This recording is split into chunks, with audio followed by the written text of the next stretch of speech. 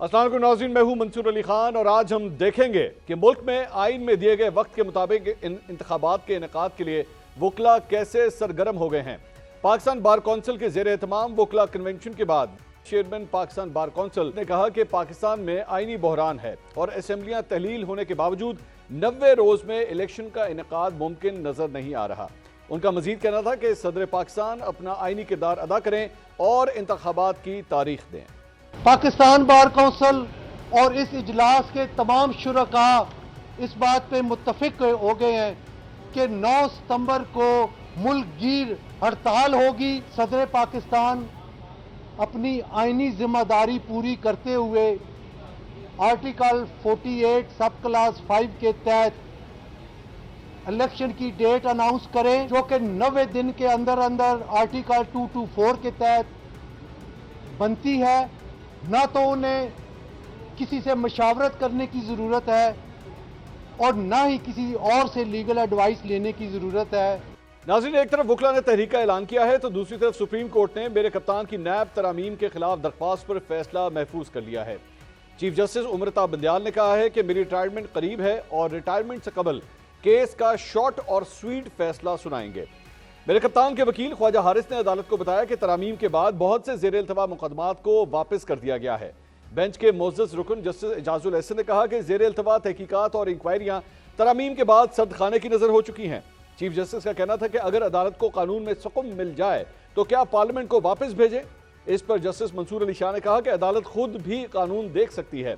अगर बुनियादी हकूक मुतासिर हुए हैं, ये बता दें कि नैब तरामीम से कौन सा बुनियादी हक मुतासिर हुआ। इस पर जस्टिस एजाजुल एहसन ने रिमार्क्स दिए कि पब्लिक प्रॉपर्टी में करप्शन से मुल्क के हर शहरी का बुनियादी हक मुतासिर होता है। दूसरी तरफ साबिक वज़ीर आला पंजाब चौधरी परवेज इलाही की अदालती हुक्म के बावजूद आज भी रिहाई मुमकिन ना हो सकी। इसके साथ साथ परवेज इलाही को आज एक खुफिया FIR के अंदर दोबारा भी गिरफ्तार कर लिया गया है। नाज़रीन, मौजूदा सूरत हाल के ऊपर हम 10 सवाल पूछते हैं। सवाल नंबर 1, सुप्रीम कोर्ट ने 13 माह से जारी नैब तरमीमी बिल केस पर फैसला महफूज कर लिया। अगर सुप्रीम कोर्ट ये बिल पार्लियामेंट को वापस भेजती है या कलअदम करार देती है तो क्या इस बिल से फायदा उठाने वाली शख्सियात के मुकदमा दोबारा खुल जाएंगे। सवाल नंबर 2, आज दौरान समाअत जस्टिस मंसूर अली शाह ने अहम पॉइंट की जानिब निशानदेही की। क्या सुप्रीम कोर्ट के पास पार्लियामेंट की कानून साजी को छेड़ने का इख्तियार है। अगर कोई कानून आइन से मुतसादिम है तो क्या सुप्रीम कोर्ट को नोटिस नहीं लेना चाहिए। सवाल नंबर 3, नैब बिल में शामिल की गई एक अहम तरमीम के मुताबिक ये एक्ट कौमी एहतसाब ऑर्डिनेंस 1999 के तहत शुरू होने और उसके बाद से नाफिज समझा जाएगा। ऐसी सूरत हाल में नैब ऑर्डिनेंस के तहत दी गई सजाओं और प्ली बार्गेनिंग के तहत बरामद की गई रकम की क्या कानूनी हैसियत होगी। सवाल नंबर 4, लाहौर हाई कोर्ट ने जस्टिस अमजद रफीक ने परवेज इलाही को आज अदालत में पेश करने का हुक्म दिया, लेकिन उन्हें पेश नहीं किया गया। परवेज इलाही को रिहा करने का हुक्म दिया गया, उन्हें दोबारा गिरफ्तार कर लिया गया। कौन है जो कानून की अमलदारी को चैलेंज कर रहा है।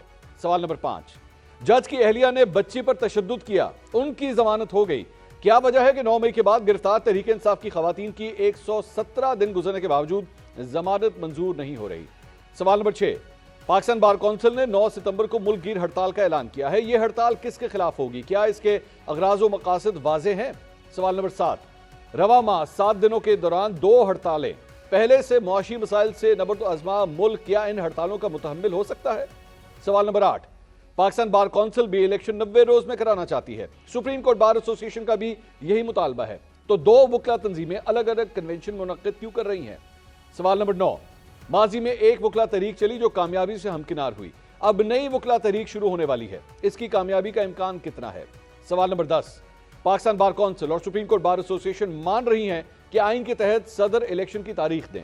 इलेक्शन शेड्यूल कम से कम 54 दिन का होना चाहिए।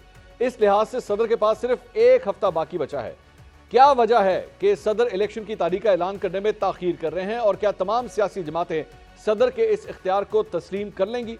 इन तमाम सवालों के जवाब ढूंढने की कोशिश करेंगे।